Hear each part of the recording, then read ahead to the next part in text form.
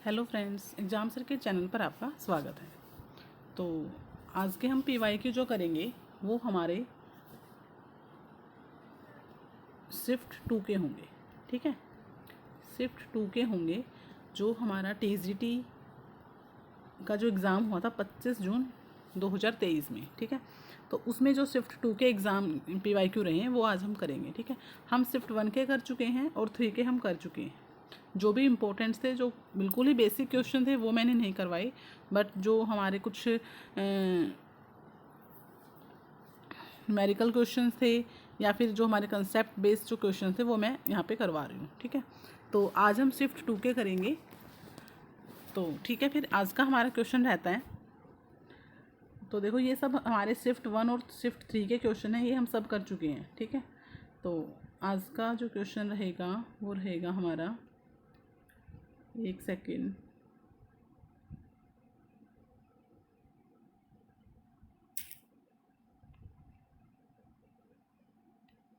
ये हम कर चुके हैं कल हमने यहाँ पे छोड़ा था। ठीक है, कल हम ये वाला क्वेश्चन कर रहे थे, फिर पता नहीं क्या हुआ कि जो PDF थी वो डिलीट हो गई, तो उसके बाद मैंने वीडियो को मतलब वहीं पे क्या कर दिया, स्टॉप कर दिया था। ठीक है, तो हम इसी क्वेश्चन से स्टार्ट करते हैं। तो देखो ये क्वेश्चंस क्या है, find the value of functions, एक फंक्शन गिवन है यूजिंग द डिस्ट्रीब्यूटिव लॉ। ठीक है, मतलब डिस्ट्रीब्यूटिव लॉ से इसको क्या करना है, सोल्व करना है। ठीक है, मैंने कल भी बताया था जो डिस्ट्रीब्यूटिव लॉ होता है वो क्या कहता है, वो कहता है अगर आपका कोई फंक्शन A+BC है, अगर इस फॉर्म में कोई भी अगर आपका फंक्शन है तो डिस्ट्रीब्यूटिव लॉ क्या कहता है कि उसको आप डिस्ट्रीब्यूट कर दो, तो उसका क्या बनेगा, A+B और A+C। उस फंक्शंस को आप ऐसे लिख सकते हो। ठीक है, यूजिंग डिस्ट्रीब्यूटिव लॉ। तो देखो हमें इस क्वेश्चंस को सोल्व करना है। तो यहाँ पे हमारा जो फंक्शंस है वो क्या है, फंक्शन हमें जो गिवन है वो है हमारा XY plus X complement Z। ठीक है, जो ये सिंबल होता है ये आपका कॉम्प्लीमेंट्स का होता है। ठीक है, तो आपको इसको क्या करना है, डिस्ट्रीब्यूटिव लॉ में क्या करना है, इसको इस पर अप्लाई करना है हमें। ठीक है, तो देखो अगर हम सपोज करें ये हमारा क्या है, A है। ठीक है, और इसको हम क्या मान लें, ये अब आपका BC है, क्योंकि हमें डिस्ट्रीब्यूटिव लॉ क्या कहता है कि आपका जो फंक्शन होगा आपको उस फॉर्म में लेके आना है, उस फॉर्मेट में होगा A+BC की में। ठीक है, तो अगर मैं इसको, ये वाला कंप्लीट A है और ये आपका B है और ये आपका C है। ठीक है, तो A की वैल्यू यहाँ पे क्या होगी, XY, B की वैल्यू क्या होगी, X बार, और C की वैल्यू क्या होगी, Z। तो अगर मैं इसको जब हम लिखते हैं तो वो कैसे लिखते हैं, A+B इंटू A+C, ऐसे ही लिखते हैं इसको हम। ठीक है, तो इसी तरह हम इसको भी लिखेंगे। तो देखो A+B, तो A ये है तो इसको हम कैसे लिखेंगे, XY A+B क्या है यहाँ पे, X बार। ठीक है, ऐसे हो गया। दूसरा फिर क्या होगा, XY और C यहाँ पे क्या है, Z है, तो +Z। ये हो गया यहाँ पे। ये हमने क्या किया, इस जो हमारा फंक्शन था उसको हमने A+BC की फॉर्म में लिखा, और फिर इसको डिस्ट्रीब्यूटिव लॉ क्या कहता है, आप इसको ऐसे भी लिख सकते हो। तो हमने उसको लिख दिया कि ये हमारा A था, ये हमारा B था, ये हमारा C था। तो पहले हमने A+B किया तो XY + X बार आ गया, फिर हमने क्या किया, A+C, तो ये हमारा आ गया। तो यहाँ पे क्या आया, XY + X bar into XY + Z। इसको आगे करते हैं, क्या आया हमारा, XY + X बार। ठीक है, और यहाँ पे आया XY + Z। ठीक है, तो अब हम क्या करेंगे, हमारे पास अब दो फंक्शंस हो गए, अब हम फिर इस पे डिस्ट्रीब्यूटिव लॉ लगाएंगे। अब यहाँ पे ये क्या कहता है कि A+BC, वही फॉर्म है हमारा डिस्ट्रीब्यूटिव लॉ में, हमारा फॉर्म कैसे, हमारा जो फॉर्मेट होगा फंक्शन का वो कैसे होगा, A+BC। तो अब हम क्या मानेंगे, अब देखो हम इसको क्या मान ले, A मान ले, और ये हमारा क्या हो गया, BC हो गया। ठीक है, क्योंकि हम हमारा जो कम्यूटेटिव लॉ होता है वो भी हम फॉलो यहाँ पे करें कि A+B को, अगर कम्यूटेटिव लॉ क्या कहता है कि अगर A+B है तो आप उसको B+AB लिख सकते हो, इक्वल होता है ये। ठीक है, तो यहाँ पे हमने इसको क्या लिख दिया, ये इसको हमने A मान लिया और ये हमारा क्या हो गया, BC हो गया। तो A यहाँ पे क्या होगा, X बार हो गया, और BC क्या हो गया हमारा, B होगा हमारा X, और C हो गया हमारा Y। अब हम पहले हम इस वाले को क्या करेंगे, इस फॉर्म में इस पर अप्लाई करेंगे आपका लॉ। ठीक है, तो A+BC हमारा वही होता है कि A+BC इंटू A+C। तो A यहाँ पे क्या है, X बार है, तो X बार। ठीक है, A+B, B क्या है, X है, तो ये हमने कर दिया X बार + X। देखो A+B और फिर इनटू में a प्लस सी, सी हमारा क्या है ये है, तो फिर क्या क्या इनटू में आप कर दो a एक्स बार प्लस सी, सी यहाँ पे क्या है y, ठीक है, y के इक्वल है, तो ये बन गया। अब देखो आप सबको पता है हमारा जो एक लॉ होता है उसमें हमारा क्या होता है कि अगर मैं बोलती हूँ कि a बार प्लस a वो हमारा क्या होता है 1 होता है, ठीक है, a बार प्लस a हमारा क्या होता है 1 होता है, ठीक है। तो हमें पता है a बार प्लस a हमारा जो इन्वर्स ला होता है वो क्या कहता है कि अगर a प्लस a बार है तो वो क्या होता है 1 होता है। तो देखो यहाँ पे हमारा ये क्या हो गया 1 हो गया, और यहाँ से हमारा क्या आ गया x बार प्लस y। तो मीन्स अगर आपने इस वाले पार्ट को जब डिस्ट्रीब्यूटिव लॉ के थ्रू लिखा है, इस पर अगर आपने इस लॉ को अप्लाई किया तो आप इसको क्या लिख सकते हो x बार प्लस y, ठीक है। तो अब हम इस पे अप्लाई करेंगे, हमने इस पे अप्लाई कर दिया, अब हम इस पे अप्लाई करेंगे, ठीक है, यहाँ से हमें ये मिल चुका है, तो अब हम नेक्स्ट पे करेंगे, ठीक है। तो देखो हमारे पास x बार प्लस वाई ये तो आ चुका है, अब हमारे पास क्या रहता है एक्स वाई प्लस जेड, ये था ना, अब हम इस पे अप्लाई करेंगे। अब देखो यहाँ पे फिर हम अगर उसको a प्लस इसको हम a प्लस बी सी की फॉर्म में देखें तो ये हमारा a होगा, ये हमारा क्या होगा b होगा, और ये होगा c, ऐसे ही होगा। तो a की वैल्यू क्या होगी z, b की वैल्यू क्या होगी x, और c की वैल्यू क्या होगी यहाँ पे y, ठीक है। अब हम इसको इम्प्लीमेंट करते हैं यहाँ पे लॉ को, तो a प्लस बी, तो a प्लस बी यहाँ पे क्या हो जाएगा a प्लस बी, तो ये क्या हो जाएगा आपका z प्लस एक्स, ठीक है, z प्लस एक्स लिखो या x प्लस जेड लिखो, ठीक है। उसके बाद दूसरा हमारा यहाँ पे क्या होगा, जब a और b लिखा और a और c लिखा तो यहाँ पे क्या हुआ z प्लस वाई, यही लिखा, ठीक है। तो हमने अब इस पर भी इसको अप्लाई किया तो ये हमारे पास आ गया, ठीक है। फर्स्ट वाले पार्ट से हमारा ये आया था, सेकंड वाले पार्ट से हमारा ये आया, तो मतलब x बार प्लस वाई और z प्लस एक्स और z प्लस वाई, ठीक है। तो देखो आपका ऑप्शन नंबर 4 देखो x bar plus y y plus z, तो मतलब वही भी बताया कम्यूटेटिव लॉ क्या कहता है a plus B is equal to B plus A, ठीक है, कि अगर आप a प्लस बी लिखो वो इक्वल होगा b प्लस ए की, तो आप z प्लस वाई लिखो या फिर y प्लस जेड लिखो सेम होता है, ठीक है। तो यहाँ पे ये हो गया y प्लस जेड और फिर ये क्या हो गया x प्लस जेड, तो आपका ऑप्शन नंबर 4 यहाँ पे क्या होगा करेक्ट आंसर होगा, ठीक है। अगर आप इस फंक्शंस पे इस लॉ को अप्लाई करते हो तो आपका जो आंसर आएगा वो ये आएगा, ठीक है। तो आपको सोल्व कैसे करना है इस टाइप के क्वेश्चन, सिंपल लॉ अप्लाई करना है, क्योंकि जो लॉ बोलता है उसके अकॉर्डिंग आप उस फॉर्मेट में लेके आओ, ठीक है, और उसको क्या कर दो उसको इम्प्लीमेंट कर दो वहाँ पे। तो यहाँ पे जो आपका आंसर रहेगा वो रहेगा ऑप्शन नंबर 4 रहेगा, ठीक है। नेक्स्ट क्वेश्चन है आपका what are the solutions of the following sum of a subset problem, ठीक है। एक स्ट्रिंग दे रखी है यहाँ पे, ये W क्या है स्ट्रिंग है, ठीक है। तो और यहाँ पे जो स्ट्रिंग की वैल्यू क्या है 1 से लेके 5 तक है, ओके। तो यहाँ पे सबसेट गिवन है आपको 2 7 8 9 15 और सम यहाँ पे बोला है 17 है। देखो उन्होंने कहा है सम ऑफ सबसेट प्रॉब्लम है, मतलब कि जो एक सबसेट है उसका सम निकालना है, और वो सम किसके इक्वल होना चाहिए आपको 17 के इक्वल होना चाहिए, ठीक है। मतलब आपको कुछ यहाँ पे सबसेट एक गिवन है, ठीक है, ये क्या होता है सिंबल सबसेट का होता है, ठीक है। यहाँ पे सबसेट गिवन है, सबसेट में जो एलिमेंट्स है वो क्या है 2 7 8 9 और 15, ठीक है। और उन्होंने बोला सम जो होना चाहिए वो क्या होना चाहिए 17 होना चाहिए। तो हमारी प्रॉब्लम क्या कहती है कि हमें सिर्फ उनका ये जो एलिमेंट्स हैं इनसे हमें सिर्फ वो सबसेट उठाने हैं जिनका क्या हो सम 17 हो, ठीक है, मतलब वो एलिमेंट्स उठाने हैं जिनका सम क्या हो 17 हो, ठीक है। तो यहाँ पे 2 7 8 9 15 इनमें से आपको सिर्फ वही एलिमेंट्स उठाने हैं जिनका सम क्या आ जाए 17 आ जाए, ठीक है। तो अब दूसरा पॉइंट यहाँ पे क्या कहता है कि 1 मीन्स इंक्लूड करना है, 0 मीन्स एक्सक्लूड करना है, ठीक है। मतलब 1 का मीन्स क्या है वो जो एलिमेंट्स है वो आपको इंक्लूड करना है, और 0 का मीन्स क्या है उसको आप एक्सक्लूड करोगे, मतलब उसको आप स्किप करोगे, ठीक है।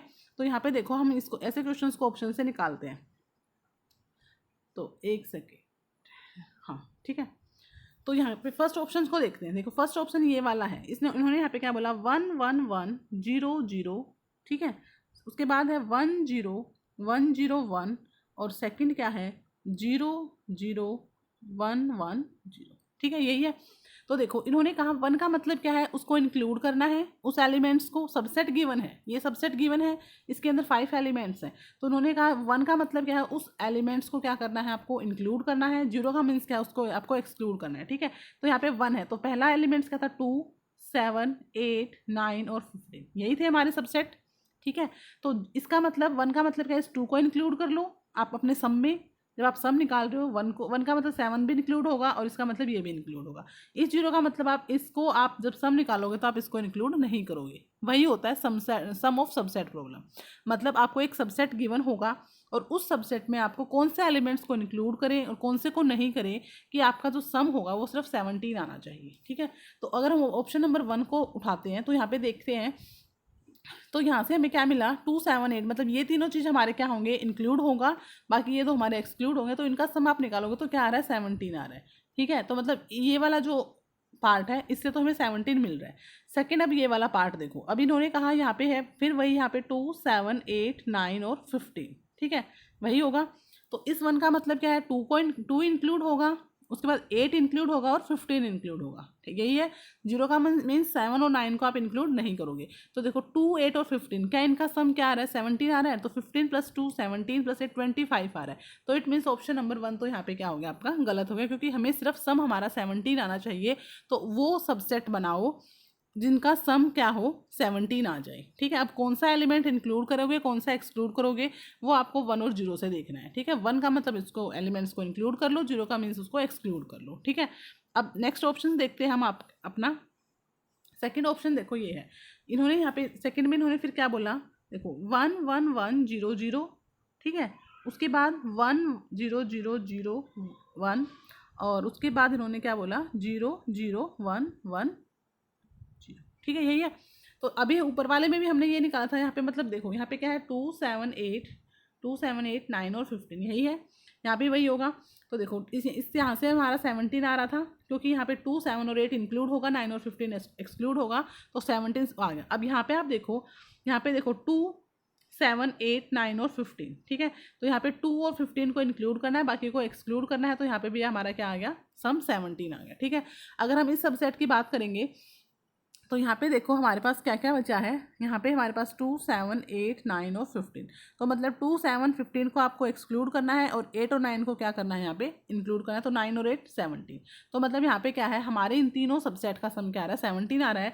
तो आपका आंसर यहाँ पे आ चुका है कि ऑप्शन नंबर बी यहाँ पे क्या है, करेक्ट है। ठीक है, आप थर्ड वाले को भी हम देख लेते हैं, थर्ड ऑप्शन को भी हम एक बार चेक कर लेते हैं। देखो आंसर तो हमें मिल गया है, लेकिन हम थर्ड को चेक कर ले। देखो थर्ड में यहाँ पे क्या है, ये वाला सेम है, ये वाला और ये वाला सेम है, तो इट मीन्स ये तो आपका 17 बन रहा है। ठीक है, अब यहाँ पे भी फर्स्ट एलिमेंट्स को लास्ट को करना है। तो फर्स्ट क्या था, 2 था, सेकेंड लास्ट क्या था, 15 था। तो इसका भी क्या आ रहा है, हमारा 17 आ रहा है। तो क्या यहाँ पे 17 आ रहा है, देखो इससे अगर हम देखें 1 1 0 0 0 ये है, तो यहाँ पे ये 2 है, ये 7 है, 8 है, 9 है, 15 है। तो यहाँ से क्या सम आ रहा है, 9 आ रहा है। ठीक है, आना क्या चाहिए, 17। तो ये हमारा क्या होगा, ऑप्शन गलत होगा। अगर हम इस ऑप्शन की बात करें नीचे वाले की, तो देखो नीचे वाले में देखेंगे, यहाँ से एक सेकेंड, यहाँ पे ये एस नहीं आएगा, ये गलती से लिखा गया। ठीक है, तो देखो यहाँ से फर्स्ट तो वही है आपका 1 1 1 0 0 0, तो 2 7 8। ठीक है, ये तो 17 आ रहा है। अगर आप इसको देखोगे 1 0 1 0 1, तो यहाँ पे देखो 2 7 8 9 और 15। ठीक है, 8 15 और 2, तो इनका सम वही 25 आएगा। तो 25 नहीं 17 आना चाहिए। तो ये भी ऑप्शन क्या होगा, यहाँ पे गलत हो गया। तो अगर हम यहाँ पे करेक्ट ऑप्शन हमारा क्या होगा, सेकंड होगा, क्योंकि इसमें एक ऐसा सबसेट बना हुआ है जिसमें हमारा सम जो है वो कितना आ रहा है, 17 आ रहा है। ठीक है, यही हमारी प्रॉब्लम थी कि आपको सबसेट्स में एलिमेंट्स है, लेकिन उन एलिमेंट्स को आपको सेलेक्ट करना है या इंक्लूड करना है जिनका सम क्या आ जाए, 17 आ जाए। ठीक है, तो ऑप्शन नंबर बी इसका जो होगा, इसका करेक्ट आंसर होगा। नेक्स्ट क्वेश्चन है आपका, in order to move objects in computer graphics that generates animation effects which of the following is necessary। देखो सिंपल उन्होंने बोला, जब हम कंप्यूटर ग्राफिक्स की बात करते हैं तो हमें पता है आपकी जो ग्राफिक्स होगा, जो भी आप इमेज बना रहे हो, ठीक है, चाहे वो कोई भी इमेज हो, ठीक है, तो जो इमेज बनती है वो आपको पता है एक्स एक्सिस और वाई एक्सिस के रिस्पेक्ट में बनती है। ठीक है, ये आपका एक्स एक्सिस होता है, ये आपका वाई एक्सिस होता है। ठीक है, लेकिन उन्होंने क्या बोला कि आपको जो ग्राफिक्स है, जो ऑब्जेक्ट्स आपका है, ठीक है, मतलब जो भी आपकी इमेज है, जो भी आपका ऑब्जेक्ट्स है, उसको मूव करना है और क्या जनरेट करना है, एनिमेशन इफेक्ट जनरेट करने हैं। मतलब अगर सपोज करो यहाँ से इमेज को छोटा करना है, बड़ा करना है, यहाँ पे इमेज है तो यहाँ पे भी आप चाहते हो इमेज आ जाए, यहाँ पे भी इमेज है, रोटेशन करनी है इमेज की, तो मतलब ये सब क्या होते हैं, ऑपरेशंस होते हैं, ट्रांसफॉर्मेशंस होते हैं। ठीक है, तो इसको हम क्या बोलते हैं, ट्रांसफॉर्मेशन में क्या होता है, हम एक ऑब्जेक्ट्स की मूवमेंट को कर सकते हैं। ठीक है, उसको रोटेट करना है, उसको स्केलिंग करना है, ट्रांसफॉर्मेशंस करना है, ठीक है, साइज़ बड़ा करना है, छोटा करना है, ठीक है, उसका वो करना है, सॉरी रोट उसकी इमेज यहाँ पे लेफ्ट में भी आनी चाहिए, राइट में भी आनी चाहिए, शेप चेंज करनी है उसकी, मतलब इस टाइप्स के जो भी आपके ऑब्जेक्ट्स पे जो आप मूवमेंट आप करवा रहे हो अपने ऑब्जेक्ट्स की, वो सब हमारे क्या होते हैं, ट्रांसफॉर्मेशन ऑपरेशंस होते हैं। ठीक है, कुछ ट्रांसफॉर्मेशंस आपकी अप्लाई होती हैं ग्राफिक्स पे, जिसकी हेल्प से हम क्या करते हैं, एनिमेशन हमारे जनरेट होते हैं। ठीक है, तो ऑप्शन नंबर 1 यहाँ पे करेक्ट आंसर होगा। नेक्स्ट क्वेश्चन है, dash is the standard that defines how web server and application program communicate. बहुत ही ईजी क्वेश्चन है।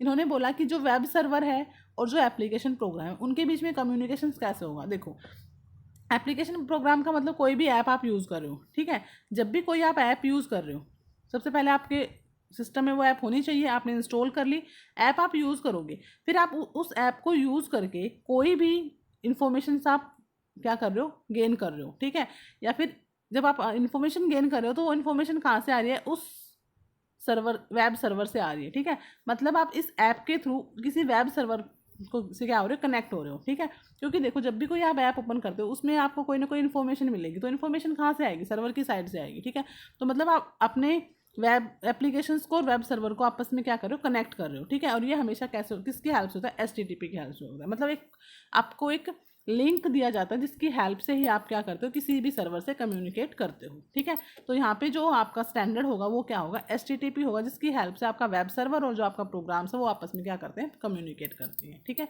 तो HTTP यहाँ पे करेक्ट आंसर होगा। नेक्स्ट क्वेश्चन है, the dash design is high abstractions version of a system that is followed by dash design that breaks the concept into less abstracted view of subsystem, and later the dash design showcases the implementation at the module level। देखो, यहाँ पे इन्होंने बोला कि जब आपका एक system है, ठीक है, आपका कोई भी सॉफ्टवेयर है, आपका कोई भी सिस्टम है, ठीक है, उसकी हाई एब्स्ट्रैक्शन है, मतलब वो आपको हाईली आपको दिख रहा है। ठीक है, तो वो डिज़ाइन ऐसा आपका कैसा होगा, सिस्टम डिज़ाइन होगा। ठीक है, उसमें हाई एब्स्ट्रैक्शन है, मतलब आप डायरेक्टली उसको आप यूज़ कर रहे हो।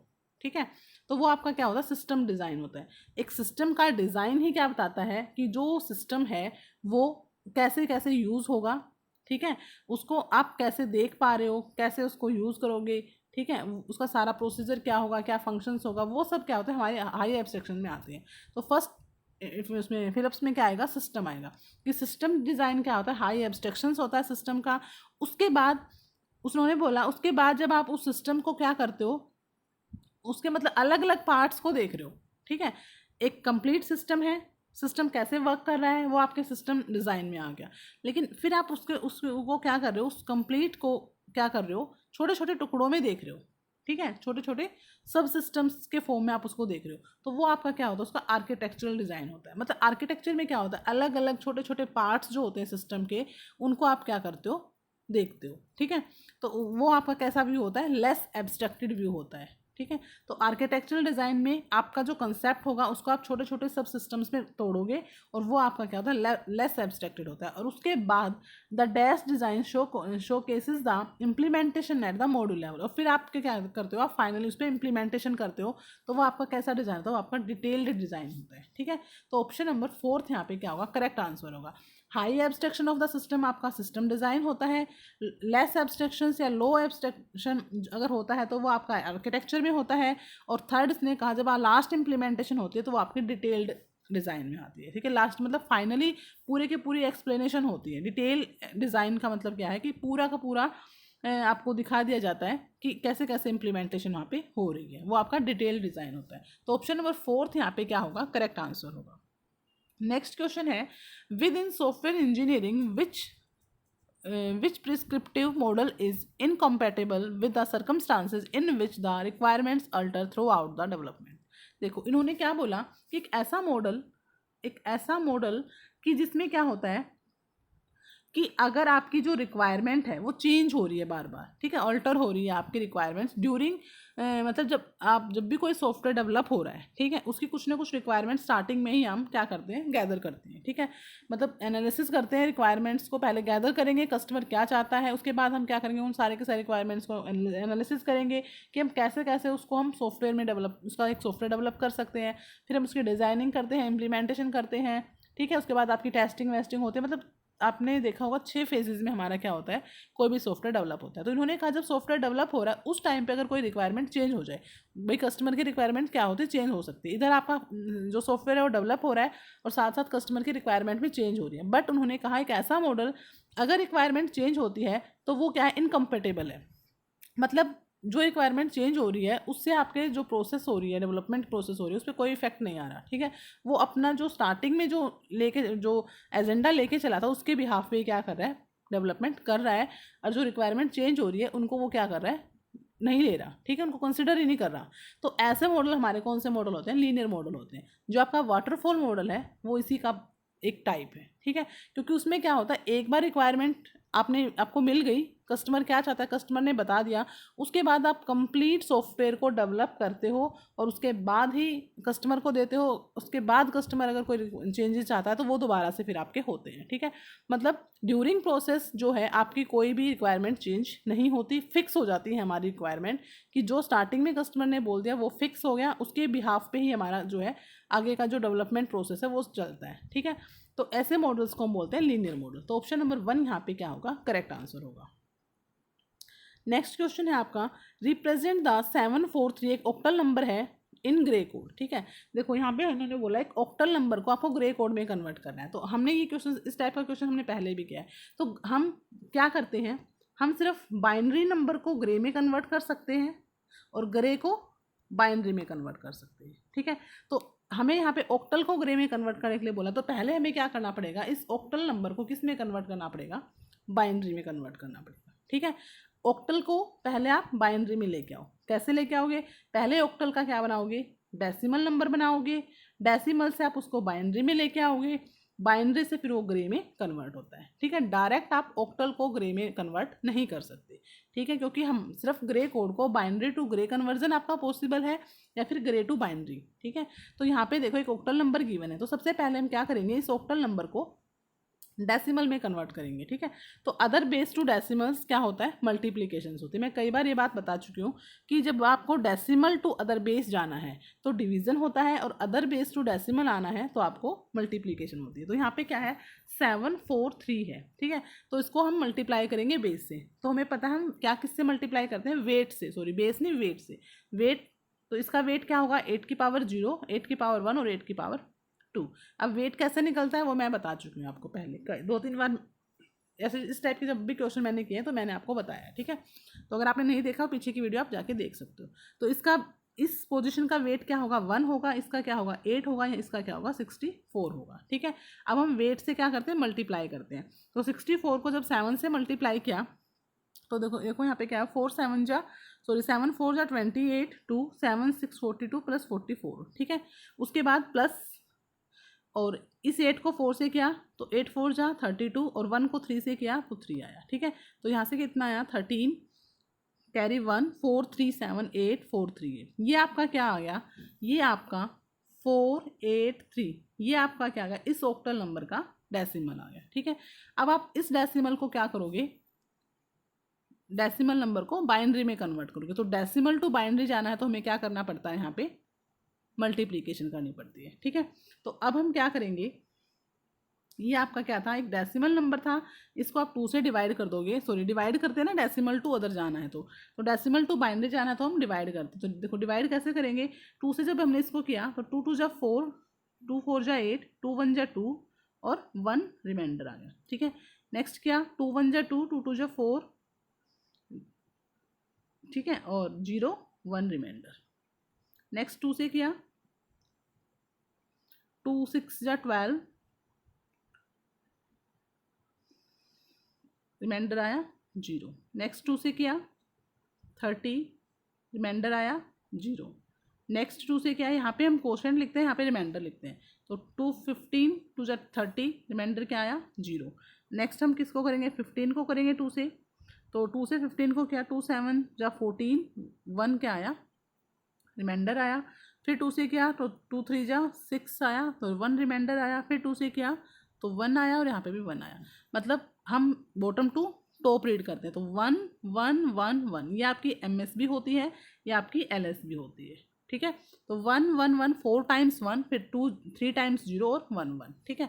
तो इसका क्या आया, जो ये नंबर था इसका बाइनरी अगर हमने बनाया तो इसका क्या नंबर है, 4 टाइम्स 1, 3 टाइम्स 0 और 1 1, यही आया। ये आपका क्या है, एक बाइनरी नंबर आ चुका है। अब इस बाइनरी को आप किस में कन्वर्ट करोगे, ग्रे में कन्वर्ट करोगे। तो कैसे करते हैं, तो जो हमारी एमएसबी बिट होती है वो एज इट इज़ रहती है, एमएसबी को एज इट इज़ लिखा, और बाइनरी टू ग्रे जाना है तो हम क्या करते हैं, इस डिजिट का और उसका जो नेक्स्ट डिजिट है उससे हम क्या करते हैं, एक्सोर करते हैं। एक्सोर गेट पढ़ा है हमने, तो एक्सोर गेट में हम एक्सोर करते हैं। और एक्सोर गेट क्या कहता है, अगर आपकी दोनों इनपुट सेम है तो आउटपुट क्या आएगी, 0 आएगी, और अगर डिफरेंट है तो आपकी आउटपुट क्या आएगी, 1 आएगी। ये आपका एक्सोर गेट कहता है, ठीक है। तो देखो फर्स्ट यहाँ पे क्या, फर्स्ट हमने एज इट इज़ लिखा है एमएसबी, अब हमारे ये वाले बिट और ये वाले बिट इनका क्या करेंगे, एक्सोर करेंगे। तो दोनों बिट क्या है, सेम इनपुट है, तो आउटपुट यहाँ पे क्या आई, 0। फिर नेक्स्ट इस वन का और इसकी नेक्स्ट डिजिट क्या है, अब इस पोजीशन पे आ गए हम, इसका और इसका किया, इसका एक्सोर क्या, फिर सेम डिजिट है, सेम इनपुट है, तो आउटपुट क्या आ गई, 0। फिर हम अब इस बिट की बात करेंगे, अब इस पोजीशन पे और नेक्स्ट पोजीशन ये है, इनका करेंगे तो भी क्या आ गया, 0 आ गया। अब हम इस वाले बिट का और इसका करेंगे एक्सोर, इन दोनों का करेंगे एक्सोर, तो यहाँ पे कितना है, 1 और 0, डिफरेंट इनपुट, आउटपुट क्या आएगी, 1 आएगी, ठीक है। अब इस पोजीशन का और इसकी नेक्स्ट पोजीशन का एक्सोर किया तो 0 0 का क्या हुआ, सेम इनपुट पे आउटपुट क्या आई, 0 आ गई, ठीक है। उसके बाद फिर हमारा इसका हुआ, तो इसका फिर सेम पे क्या आ गई हमारी, 0 आ गई। फिर हमारी ये वाले बिट और ये वाले नेक्स्ट बिट इसका हुआ, तो 0 1, डिफरेंट पे हमारा फिर क्या आ गया, 1 आ गया, ठीक है। फिर हमारा सेम पे क्या आ गई, 0 आ गई। तो ये इसका क्या हो गया, ग्रे कोड हो गया, 1 0 0 1 0 0 1 सिंगल 0, ठीक है। तो ये इसका करेक्ट आंसर रहेगा। तो ऑप्शन नंबर 1 में आप देखो 1 0 0 1 0 0 1 0, ठीक है। तो ऑप्शन नंबर 1 इसका क्या होगा, करेक्ट आंसर होगा, ठीक है। तो क्यों इस टाइप के क्वेश्चंस ऐसे सॉल्व होते हैं कि आपको ग्रे कोड में सिर्फ बाइनरी टू ग्रे या ग्रे टू बाइनरी पॉसिबल होता है।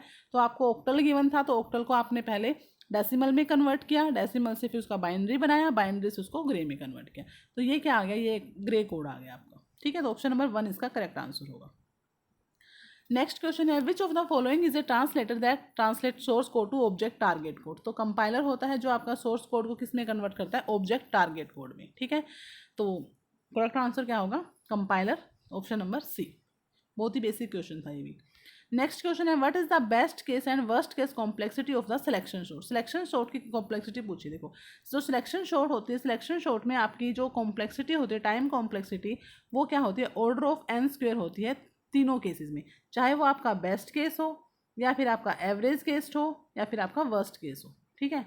मतलब किसी भी जो आपका एरे है, ठीक है, या फिर आपकी जो भी लिस्ट है, अगर आप उसको सिलेक्शन शॉर्ट से क्या करते हो, उसको शॉर्ट करते हो, उसको अरेंज करते हो, चाहे असेंडिंग ऑर्डर में करो चाहे वो डिसेंडिंग ऑर्डर में करो, तो आपको कितना टाइम लगता है। तो बेस्ट केस कहता है order of n square, average case भी कहता है ऑर्डर ऑफ n स्क्वायर, और वर्स्ट केस भी, ठीक है। तो ये होता है आपका ऑर्डर ऑफ n स्क्वायर। तो यहाँ पे इसकी जो कॉम्प्लेक्सिटी होती है वो ऑर्डर ऑफ n स्क्वायर होती है, ठीक है। तीनों केसेस में इसकी ऑर्डर ऑफ n स्क्वायर होती है, ठीक है।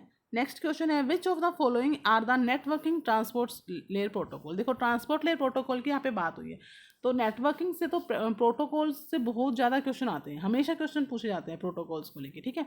तो देखो FTP और DNS फर्स्ट ऑप्शन में है, तो देखो ये आपके कौन से लेयर के प्रोटोकॉल है, ये आपके एप्लीकेशन लेयर के प्रोटोकॉल है, ठीक है। उसके बाद टेलनेट और ICMP, टेलनेट भी आपका फिर अगेन एप्लीकेशन लेयर का प्रोटोकॉल है, और ICMP आपका किसका है, नेटवर्क लेयर का प्रोटोकॉल है, ठीक है। अब TCP और UDP आपके किसके होते हैं, ट्रांसपोर्ट लेयर के होते हैं, ठीक है। और ARAP और RARAP ये आपके डेटा लिंक लेयर के होते हैं, ठीक है। तो यहाँ पे आपका करेक्ट ऑप्शन क्या होगा, TCP, UDP और SCTP, ठीक है। ये आपके क्या है, ट्रांसपोर्ट लेयर प्रोटोकॉल होते हैं। TCP UDP कई बार मैं बता चुकी हूँ, TCP क्या होता है, ट्रांसमिशन कंट्रोल प्रोटोकॉल, UDP होता है यूजर डेटाग्राम प्रोटोकॉल, और SCTP क्या होता है, स्ट्रीम कंट्रोल ट्रांसमिशन प्रोटोकॉल, ठीक है। तो ये करेक्ट आंसर क्या रहेगा, ऑप्शन नंबर सी रहेगा, TCP, UDP और SCTP, ठीक है। SCTP की फुल फॉर्म पूछ सकता है, ये एक नया प्रोटोकॉल आया है, तो इसमें क्या है, stream control transmission protocol. Next question है, dash activities are at the very core of the project completion task, whereas dash activities are not mandatory. देखो जब आप कोई भी प्रोजेक्ट बना रहे हो, प्रोजेक्ट कंप्लीट कर रहे हो, तो कोर एक्टिविटी क्या होगी, ऑब्वियसली उसकी जो फंक्शनल, जो आपका प्रोजेक्ट बन रहा है उसका जो जो फंक्शनिंग होगी वो प्रॉपर होनी चाहिए, यही चाहते हैं। तो उसका जो मेजर पार्ट होता है वो क्या होता है, उसका फंक्शनल एक्टिविटीज़, और जो नॉन फंक्शनल एक्टिविटीज़ होती हैं वो क्या होते हैं, मैंडेटरी नॉन मैंडेटरी नहीं होती, ठीक है। अब नॉन फंक्शनल में कौन सी आती है, उस प्रोजेक्ट्स की स्पीड क्या है, उसकी परफॉर्मेंस क्या है, ठीक है, उसको कितना टाइम लगा है, उसकी कॉस्ट क्या है, ठीक है, कितना टाइम ड्यूरेशन में प्रोजेक्ट कंप्लीट हुआ है, ये आपकी नॉन फंक्शनल एक्टिविटीज़ होती हैं, ठीक है। बट इम्पोर्टेंट क्या होगा, इम्पोर्टेंट तो वही है ना कि वो जो प्रोजेक्ट है वो प्रॉपर फंक्शनिंग हो, उसकी प्रॉपर फंक्शनिंग हो, मतलब प्रॉपरली वो वर्क करें, ठीक है। तो मेजर एक्टिविटीज़ आपकी फंक्शनल एक्टिविटीज़ होती है, नॉन फंक्शनल क्या होता है, मैंडेटरी नहीं होता, ठीक है। आप देख सकते हो कि हाँ प्रोजेक्ट की कॉस्ट कितनी लगेगी, टाइम कितना लगेगा, ठीक है, उसमें एफर्ट कितने लगेंगे, ये सब भी हम देख सकते हैं, बट मैंडेटरी की अगर बात करें तो मैंडेटरी नहीं होता वो। तो ऑप्शन नंबर सी इसका क्या होगा, करेक्ट आंसर होगा। नेक्स्ट क्वेश्चन है, an operating system completely release the memory allocated to the process after the process transition from which of the following state। देखो इन्होंने कहा कि जब ऑपरेटिंग सिस्टम में मेमोरी रिलीज करती है, कोई प्रोसेस मेमोरी को रिलीज करती है, तो कौन सी स्टेट्स में वहाँ पे, मतलब आप किस स्टेट से किस स्टेट में जाते हो कि जो प्रोसेस है वो मेमोरी को क्या कर देती है, आपका ऑपरेटिंग सिस्टम रिलीज कर देता है उससे। देखो स्लीपिंग कोई भी, सबसे पहले तो स्लीपिंग कोई भी स्टेट नहीं होती। आपके जो प्रोसेस की स्टेट की बात करें तो हमारी कौन कौन सी होती है, न्यू स्टेट होती है, रेडी स्टेट होती है, रन स्टेट होती है, वेट होती है और टर्मिनेट होती है। ये 5 स्टेट जनरली आपकी होती हैं, ठीक है।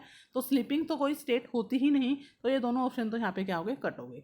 अब इसने कहा रेडी टू रन, तो देखो रेडी टू रन, जो रेडी और रन स्टेट होते हैं वो दोनों ही आपकी मेन मेमोरी में होती है, ठीक है।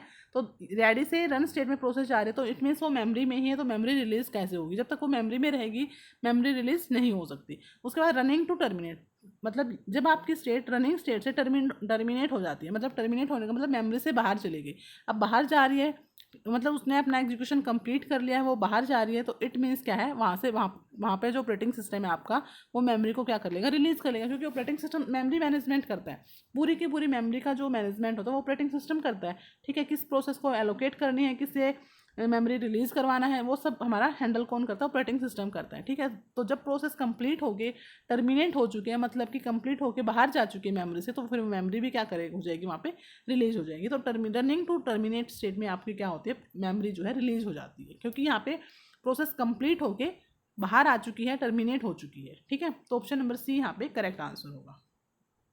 नेक्स्ट क्वेश्चन है, which of the following is use to define the structure of a relation as well as delete relation and delete the schema.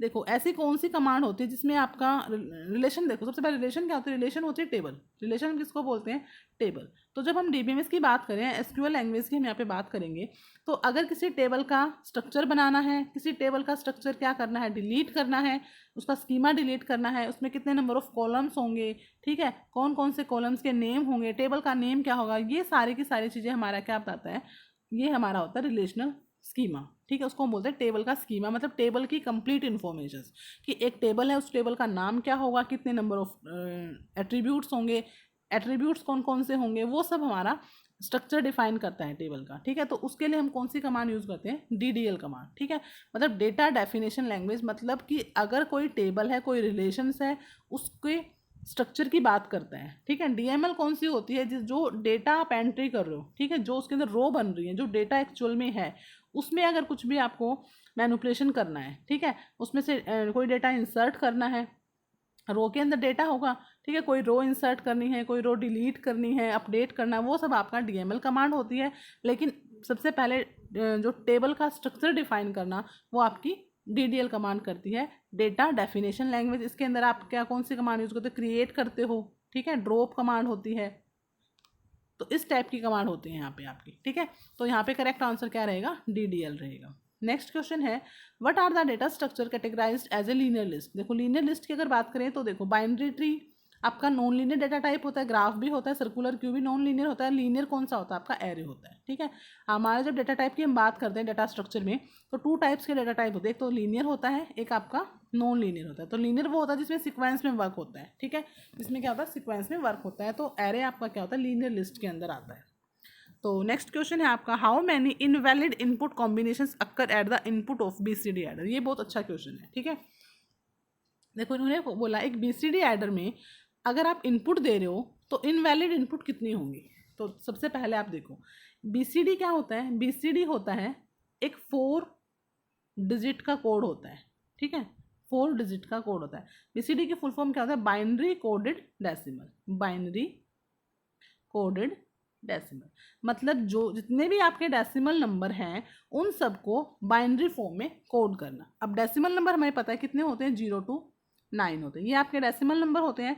तो इन्होंने बोला कि जो भी डेसिमल नंबर उसको बाइनरी में कोड करना, और हर एक नंबर के लिए, हर एक डेसिमल नंबर के लिए क्या कितनी डिजिट यूज़ करता है, 4 डिजिट में वो क्या करता है, उस कोड को देता है। ठीक है, वो आपका बीसीडी होता है कि जो भी आपका डेसिमल नंबर होगा 0 1 2 3 4 5 6 7 8 9 9 यहाँ तक होते हैं आपके डेसिमल नंबर। इनमें से आप कोई भी नंबर उठाओगे उसको वो 4 डिजिट में रिप्रेजेंट करेगा। ये आपका बीसीडी होता है। ठीक है, तो देखो जब ये बीसीडी होता है तो यहाँ पे देखो 4 डिजिट, ठीक है, 4 डिजिट से आप क्या करते हो, किसी भी नंबर को रिप्रेजेंट करते हो। ठीक है, तो अगर मैं 4 डिजिट की बात करूँ तो हमारे पास 2 raised to power 4 मतलब 16 ऐसे पॉसिबल कॉम्बिनेशन होते हैं। ठीक है, मतलब 4 डिजिट के 0 0 0, ठीक है, 0 0 1 0 0 1 0, इस तरह से आपके क्या होते हैं, 16 पॉसिबल कॉम्बिनेशन होते हैं ना। क्योंकि देखो हेक्सा नंबर में भी क्या होता है, 4 डिजिट होते हैं, तो 4 डिजिट में उसमें क्या होता है, 16 पॉसिबल कॉम्बिनेशन होते हैं। तो मतलब 0 0 से लेके लास्ट में क्या होता है, 1 1 1 1, तो यहाँ से यहाँ तक आपके टोटल 16 कॉम्बिनेशन बनते हैं 4 डिजिट के। ठीक है, बट यहाँ पे हमने क्या देखा, बीसीडी तो सिर्फ क्या करता है, डेसिमल नंबर को कोड करता है। ठीक है, तो डेसिमल नंबर तो हमें पता है 10 होते हैं, है ना। डेसिमल नंबर हमारे पास कितने होते हैं, 10 ही होते हैं, 0 to 9। तो यहाँ पे टोटल 16 कोड होते हैं 4 डिजिट के पॉसिबल, टोटल जो पॉसिबल कॉम्बिनेशन होता है वो 16 होते हैं। बट बीसीडी उनमें से कितने यूज़ करता है, उनमें से सिर्फ 10 को ही यूज़ करता है, क्योंकि ये डेसिमल को ही रिप्रेजेंट करता है। देखो अगर मैं कहूँ 11 को प्रिंट 11 को बताओ, तो बीसीडी जो है 11 का कोई कोड जनरेट नहीं करता, वो सिर्फ डेसिमल नंबर 0 to 9 उनको ही क्या करता है, कोड करता है। 11 आपका क्या एक हेक्सा नंबर में आ जाएगा। ठीक है, तो इसलिए देखो यहाँ पे टोटल 16 कॉम्बिनेशन होंगे 4 डिजिट के, बट यहाँ पे सिर्फ वो 10 ही यूज़ करेगा। तो यूज़ कितने हुए, 10, और अनयूज्ड कितने हुए, तो इनवैलिड कितने रहे, बाकी के 6 जो बच गए वो आपके यहाँ पे क्या हुए हैं, इनवैलिड रहे हैं। ठीक है, तो ये होगा। ठीक है, अब उसके बाद देखो, ये तो सिंपल बीसीडी की बात की अभी तक हमने कि बीसीडी जो क्या होता है 4 डिजिट का कोड होता है, ये सिर्फ डेसिमल नंबर को रिप्रेजेंट करता है 4 डिजिट के कोड में। ठीक है, दूसरी बात क्या थी कि जो अगर हम 4 डिजिट की बात करें तो हमारे पास 16 कॉम्बिनेशन बनते हैं 4 डिजिट के, लेकिन उसमें सिर्फ ये 10 ही यूज़ करता है, बाकी आपके जो 6 है वो अनयूज होते हैं, फिर इनको इनवैलिड बोलते हैं। अब यहाँ पे क्या बीसीडी एडर की बात की है, यहाँ पे क्या है, बीसीडी एडर है, मतलब ऐसे 4 डिजिट्स के नंबर हैं। तो एडर, जब भी हम एडिंग की बात करेंगे तो एडिंग के लिए आपके पास क्या होंगे, 2 नंबर्स होंगे, है ना।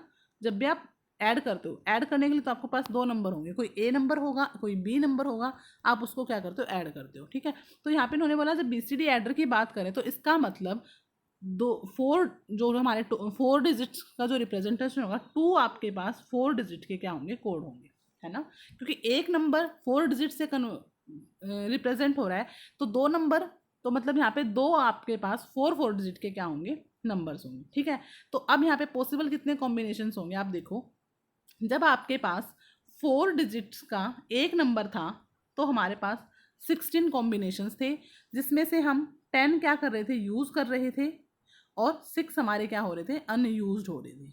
ठीक है, लेकिन अगर आपके पास 2 डिजिट का 2 आपके पास 4 डिजिट के नंबर हैं, ठीक है, मतलब 2 नंबर है, क्योंकि एडिंग करने के लिए 2 नंबर चाहिए, तो यहाँ पे कितने कॉम्बिनेशन बनेंगे, 16 × 16, इतने टोटल पॉसिबल कॉम्बिनेशन यहाँ पे बनेंगे। ठीक है, अब उसमें से यूज़ कितने होंगे, आपके पास जब 16 था तो 10 यूज़ हो रहे थे, तो 16 × 16 होगा, तो 10 × 10 मतलब 100 जो कॉम्बिनेशंस होंगे वो उसमें से आपके यूज़ हो जाएंगे।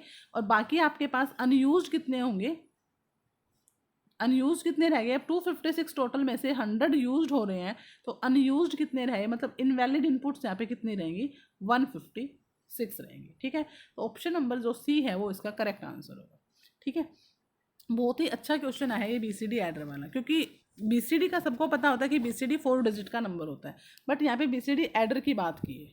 ठीक है, क्योंकि एक बीसीडी नंबर में 4 डिजिट होती हैं, 4 डिजिट होती हैं, लेकिन 4 डिजिट के 16 कॉम्बिनेशन हमारे बनते हैं, उसमें से सिर्फ हमारे 10 ही यूज़ होते हैं, क्योंकि डेसिमल नंबर 10 होते हैं। ठीक है, बाकी 6 जो होंगे आपके क्या होंगे, इनवैलिड होते हैं। ठीक है, अब यहाँ पे इन्होंने क्या बोला कि दो नंबर हैं ऐसे 4 डिजिट के, तो एक में 16 कॉम्बिनेशन बन रहे हैं, तो 2 में कितने बनेंगे, 16 × 16 256 कॉम्बिनेशन बनेंगे और उसमें से आप 10 यूज़ कर रहे हो, ठीक है, तो 10 × 10 मतलब 100 यूज़ हो रहे हो 256 में, तो 156 कैसे होंगे यहाँ पे आपके इनवैलिड होंगे, ठीक है। तो ऑप्शन नंबर सी यहाँ पे क्या होगा, करेक्ट आंसर होगा। इनवैलिड इनपुट कितनी होंगी आपकी 156 होंगी, ठीक है। नेक्स्ट क्वेश्चन है आपका, the internet layer in TCP/IP model is associated with dash data. देखो इस टाइप के क्वेश्चंस में कल भी हमने करवाए थे और कई बार कर चुके हैं कि जब इंटरनेट लेयर मतलब नेटवर्क लेयर की बात करा तो उसमें आपका जो डेटा होता है वो किस फॉर्म में होता है, वो आपका पैकेट की फॉर्म में होता है, ठीक है। तो उसमें आपका डेटा पैकेट की फॉर्म में होता है। फ्रेम में आपका डेटा लिंक लेयर पे फ्रेम होता है। सेगमेंट आपके कहाँ होते हैं, ट्रांसपोर्ट लेयर पे होते हैं। पैकेट्स आपके कहाँ होते हैं, नेटवर्क लेयर पे, इंटरनेट लेयर पे होते हैं। और बाइट्स नहीं होती, बाइट्स मतलब बिट की फॉर्म में आपके कहाँ होते हैं, फिजिकल लेयर पे होते हैं। तो इसका जो करेक्ट आंसर होगा होगा पैकेट्स। नेक्स्ट क्वेश्चन है, what will be the output of the following code. यहाँ पे एक कोड गिवन है, ठीक है, एक यहाँ पे एक स्क्रिप्ट लिखी गई है, ठीक है। ये स्क्रिप्ट टैग क्या बताता है, स्क्रिप्ट जब भी कोई स्क्रिप्ट लिखनी होती है, स्क्रिप्ट का मतलब ही क्या होता है कि आपको एक ब्लॉक ऑफ कोड बनाना है, ठीक है, मतलब उस कोड को आप इकट्ठा लिख के बार बार आप उसको यूज़ कर सकते हो, ठीक है। तो यहाँ पे इन्होंने एक स्क्रिप्ट लिखी है। स्क्रिप्ट में क्या लिखा, document.write hello document.write इंडिया। तो स्क्रिप्ट के अंदर आपको कुछ भी प्रिंट कराना तो हम क्या यूज़ करते हैं, document.write यूज़ करते हैं, ठीक है। तो इन्होंने फर्स्ट क्या प्रिंट कराया, बोला हेलो प्रिंट करो, तो हमारा हेलो प्रिंट हो गया। सेकंड यहाँ पे इन्होंने बोला /n इंडिया, मतलब /n का मतलब यहाँ पे क्या है कि स्पेस आएगा और उसके बाद क्या लिखा आएगा, इंडिया लिखा आएगा, ठीक है। ये जो /n है ये क्या बता रहा है, स्पेस को बता रहा है कि उन दोनों के बीच में क्या आएगा, स्पेस आएगा। तो इसका जो करेक्ट आंसर होगा वो क्या होगा, ऑप्शन नंबर 4 हेलो इंडिया, ठीक है।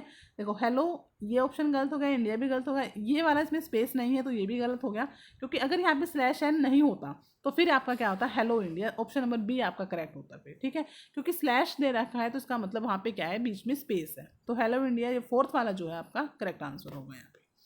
नेक्स्ट क्वेश्चन है, what makes a database A relational database. देखो रिलेशनल डेटाबेस वो होता है जिसमें क्या होती है, टेबल्स होती हैं, उसी को हम क्या बोलते हैं, रिलेशनल डेटाबेस, ठीक है। आपका जो डेटाबेस होता है उसको आप डिफरेंट वे से क्या करते हो, रिप्रेजेंट करते हो। कोई डेटा ऑब्जेक्ट की फॉर्म में होता है, ठीक है, कभी आप डेटा को नेटवर्क बना देते हो, ठीक है, हाइब्रिड होता है, और कभी जब आप डेटा को टेबल की फॉर्म में देते हो तो वो आपका क्या होता है, रिलेशनल डेटाबेस होता है। तो यहाँ पे जब इन्होंने बोला है कि जब आपका डेटा आप जब रिलेशनल डेटाबेस की बात कर रहे हो तो आपके डेटाबेस में क्या होगा, आपके में टेबल होगी, ठीक है। तो ऑप्शन नंबर 1 यहाँ पे करेक्ट आंसर होगा। नेक्स्ट क्वेश्चन है आपका, in a global system of world wide computer networks interconnection is essential for which purpose of computation, ठीक है। देखो इन्होंने कहा पूरे वर्ल्ड वाइड की, मतलब एक वैन की यहाँ पे बात की है, पूरे वर्ल्ड वाइड वेब में जब आप कंप्यूटर नेटवर्क्स में क्या हो, आपस में इंटरकनेक्ट हो रहे हो, ठीक है। तो इंटरकनेक्शन जब आप आपस में कनेक्ट हो रहे हो तो किस लिए हो रहे हो, कम्युनिकेशंस के लिए हो रहे हो ना। तो message for communications, market analysis नहीं होगा, डेटा फाइल शेयरिंग ऐसा कुछ नहीं होता, ट्रांजेक्शन्स नहीं होती डेटा की, बट क्या होता है, कम्युनिकेशंस होता है। जब आप आपस में आप कनेक्ट हो रहे हो, इंटरकनेक्टेड हो, तो इट मीन्स आपका मेन पर्पज वहाँ पे क्या, कुछ ना कुछ मैसेज का कम्युनिकेशन करना, ठीक है। तो ऑप्शन नंबर बी यहाँ पे करेक्ट आंसर होगा। नेक्स्ट क्वेश्चन है, memory that does not change its contents due to the external causes is refer to as. देखो इन्होंने बोला जो मेमोरी चेंज नहीं होती, तो आपको पता होगा वो कैसी मेमोरी होती है, स्टैटिक मेमोरी होती है। डायनामिक क्या होता है, जो टाइम टू टाइम चेंज होता है, जिसमें कंटेंट जो क्या हो, टाइम टू टाइम चेंज होता रहे। स्टैटिक क्या होता है, इसमें फिक्स हो जाए कि कंटेंट जो हो गया एक बार फिक्स हो गया कि आप किसी भी कुछ भी हो जाए, कोई भी एक्सटर्नल कोज आ जाए, ठीक है, पावर ऑफ हो जाए, कुछ भी हो जाए, तो आपका जो चेंज वो जो कंटेंट है वो क्या रहेगा, कोई और सिस्टम में फेलियर आ जाए, ठीक है, कोई फॉल्ट आ जाए, मतलब कुछ भी हो, कोई भी एक्सटर्नल कॉज हो जाए, बट आपका जो कंटेंट है वो चेंज नहीं होगा, तो वो आपका स्टैटिक मेमोरी में होता है, ठीक है। तो ऑप्शन नंबर 3 यहाँ पे करेक्ट आंसर होगा, स्टैटिक मेमोरी। नेक्स्ट क्वेश्चन है आपका, अच्छा ठीक है, यहाँ पे ये आपका आज का लास्ट क्वेश्चन था, ठीक है। तो आई होप आपको PYQ के साथ मैंने टॉपिक्स भी क्लियर किए हैं, तो आपको समझ आए होंगे टॉपिक्स, ठीक है।